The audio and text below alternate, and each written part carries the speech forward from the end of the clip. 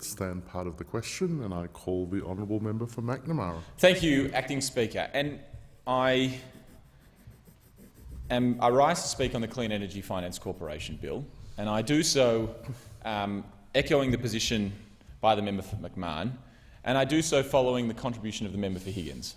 And I think that the member for Higgins' contribution, and I know that there are others across the other side of the aisle who are obviously receiving a lot of heat from their electorate, and they're obviously receiving a lot of demands to actually be a part of some of the solutions around climate change and lowering our emissions. But the reason why they have no credibility, and the reason why the small group of MPs on the other side of the House who dress themselves up in modernity, the reason why they're so uncomfortable is because they keep bowling up bills like this, Acting Speaker. They keep bowling up bills like this. And I'm going to go through this bill and go through the amendments that the Labor Party is going to put forward and reiterate the point that if the Labor Party is unsuccessful in getting our amendments through this place and through the Senate, then we will not be supporting the bill. The Clean Energy Finance Corporation was a creation of the Gillard government, a proud legacy of the Gillard government, and it was designed to, you may guess, Acting Speaker, to finance clean energy. It got this fancy name. It got this fancy name because it was really designed to boost new technologies, to help boost renewables and low-emission technologies in Australia. The other thing that it was meant to do was also do it in a way that made money, that was economically viable, and that the project stood up with the support of the Clean Energy Finance Corporation in a way that the Finance Corporation wouldn't just be expending, they would also be getting return on their investment. But this bill that is before the House goes to the very fabric of what the Clean Energy Finance Corporation was all about. This bill contains amendments to make it so that it doesn't invest in just clean energy or low-emission technology, and it does it in a way that tries to remove some of the financial requisites in order to fund projects. They want to turn the Clean Energy Finance Corporation into the not-such-good investment on any sort of technology corporation. They want to take the clean energy and the finance out of the Clean Energy Finance Corporation. It'd be laughable if it wasn't so shocking. It is a clear reason why this small group of the so-called modern Liberals are so uncomfortable with their position on climate change is because the government keeps bowling up bills like this. First thing to point out is that since its inception, the federal government, or the coalition, have at every stage tried to undermine the Clean Energy Finance Corporation. They have attacked it at every opportunity, and this is just the latest iteration. The first thing that this bill does, that we are opposing, is the ministerial power. So what this bill wants to do is to introduce provisions so that instead of making the Clean Energy Finance Corporation make investment decisions based on things like, if it's clean energy or if it's financially viable, they want to give ministerial power to supersede the Clean Energy Finance Corporation. We didn't hear anything from the member for Higgins about the ministerial power amendments to this bill, and I'm sure we're not going to hear any from some of the further speakers about why it's such a good idea to give the current Minister for Energy and Emission Reduction power to overrule and to intercept the Clean Energy Finance Corporation. We have seen time and time again, Speaker, the reasons why this government can't be trusted to manage the taxpayer funds of Australia. We saw the sports rorts saga, where instead of funding eligible sporting clubs, ministers intervened and funded clubs based on where they fit in the marginal seat spreadsheet that they collaborated with the Prime Minister's office, We've seen this Minister for Energy be far more distracted with interventions and downloads from the City of Sydney website and to create wars with Clover Moore. And most recently, we've seen the Minister for Home Affairs use his ministerial discretion on the Safer Communities Fund, the fund that's literally designed to protect our vulnerable communities, something I have a lot of experience with, Speaker, having been involved in the design and also the rollout of some of the iterations of this program, and having some of the vulnerable communities in my electorate, some of the communities who are deemed at risk not by the whim of a minister but by our policing agencies and by our intelligence and security agencies. And instead of funding the eligible projects under that program, ministerial intervention resulted in the current Minister for Home Affairs investing in projects based on the seat's marginality.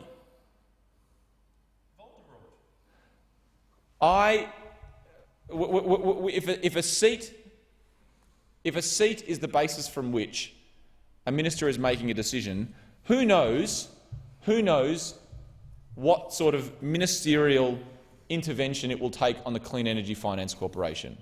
And I think that one of the biggest indications is the fact that this government wants to insert gas into the Clean Energy Finance Corporation capable technologies.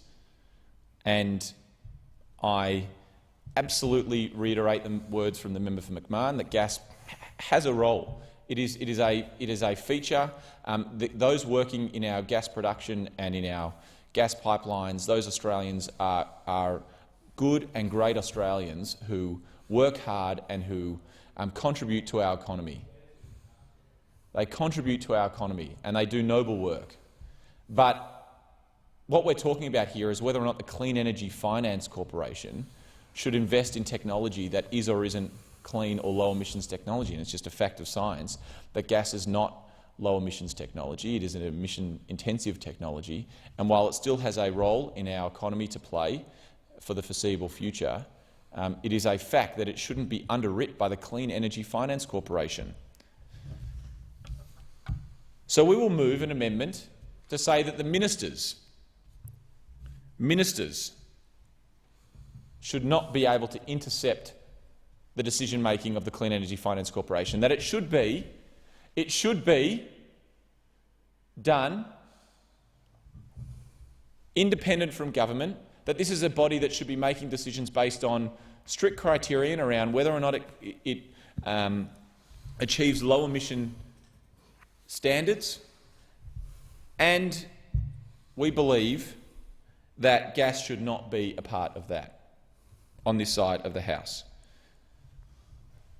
The final amendment, and this one really grinds my gears, Acting Speaker, is that this government in the Clean Energy Finance Corporation, to be honest, I think we all expected this government to attack the clean energy part of the Clean Energy Finance Corporation. That's sort of true to form, right? But the finance bit, the finance bit really tells you a little bit about where this government is at. Not only are they wanting to tackle the clean energy bit and take the clean energy bit out of the Clean Energy Finance Corporation, they now want to be able to soften and lower the financial requirements and around positive returns from the Clean Energy Finance Corporation. So let me get this straight. They want to make a reform to the Clean Energy Finance Corporation by taking out the standards around clean energy, and they want to do it in order to make it so that it doesn't get proper returns on investment. I mean, you couldn't make two more terrible changes to a bill that is literally designed to do the exact opposite. The Finance Corporation is named in a way that is designed to show what it's all about, and this government wants to remove it. This government wants to remove the clean bit, the energy bit, and the finance bit. They're leaving it as a corporation, though. They're leaving it as a corporation. Thank goodness. Maybe they're not. Who knows? So we on this side of the House say that the Clean Energy Finance Corporation should stick to its original principles as set up by the Gillard Labor government. And that is that it is a fund of government to help drive new technology, exciting technology, technologies that are going to create jobs. We know that tackling climate change and taking action on climate change is going to create jobs in this country. The new industries that are going to power Australia and help us develop into the next century are going to be jobs from the moving and low-emission technology that we are talking about today. But what this government wants to do, and the legacy of this government, is to remove the requirements around clean energy and remove the requirements around the financial return, and do it in a way that gives the minister responsibility on the decisions. Well, it's hardly surprising that the minister wants those things taken out for his decisions, that he wants to make decisions that result in bad financial decisions that don't invest in clean energy. Well, that kind of sums up this government pretty well. Bad financial decisions and not investing in clean energy. The final thing I want to say as I wrap up, and that is around a comment made by the member for Higgins around nuclear energy. I'm guessing that the member for Higgins doesn't flag that too often in her conversations with her local environment groups. But I can certainly say that while obviously we stand open on this side of the House to have a look at the sort of technology advancements of nuclear technology as it unfolds. But right now, the only technology that nuclear energy has are the large-scale nuclear reactors. That's the only one that is there now that we can safely look at. And if we were to build a large-scale nuclear reactor in Australia, it would take at least 15, maybe 20 years. It would cost somewhere in the vicinity of $10 to $15 billion. It's not viable. Ziggy Switkowski has had a look at this in great detail, and we have had a look at this as part of our Environment and Energy Committee. It is just not feasible. The Clean Energy Finance Corporation is a wonderful reminder of looking for those projects that are cheaper, that are more cost-effective, but also going to give you that rate of return. And nuclear energy isn't even in the conversation. It's the most expensive form of energy, and that hasn't changed even without all of the technology advancements. But the other thing to say about nuclear energy is that small modular reactors, which are obviously the talked-about emerging technology, is something that those like to fawn over on that side of the House. Well, they don't exist. They don't exist. If anyone can point to me to a factory that's building modular reactors in the world right now, I'll buy you lunch. It doesn't exist. Small modular reactors aren't a thing yet. They might be in a decade. They might be in a decade. Small modular reactors may become a thing. At the moment, NuScale's just pushed back its rollout of its first prototype to the end of the 2020s. It may even be to the start of 2030. It was meant to be delivered in 2026. They're often the prime example of this sort of modular prototype of a nuclear reactor that can be built in a factory. But unless you're talking about nuclear reactors that exist on submarines, of which it's not modular, it's just a small reactor, they just don't exist. And they certainly don't exist without a military or government budget. I can assure the members of this House that simple fact. So those opposite come at this debate obviously uncomfortable from the pressure that they're feeling from their electorate, but they need not look at their electorate for the realising why they're being uncomfortable. They need to look at the legislation that they keep bowling into the House of Representatives.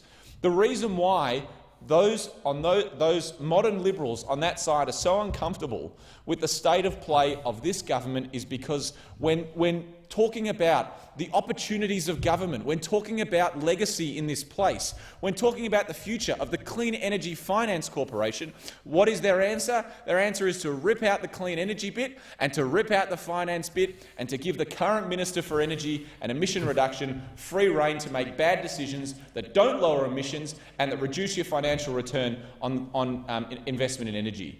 It couldn't be a worse return. So unless the amendments that are moved by the Labor Party pass this place, then we will not be supporting this bill. and we stand ready to fight the awful legacy that is being left by this government, who has no faith and no belief in the Clean Energy Finance Corporation.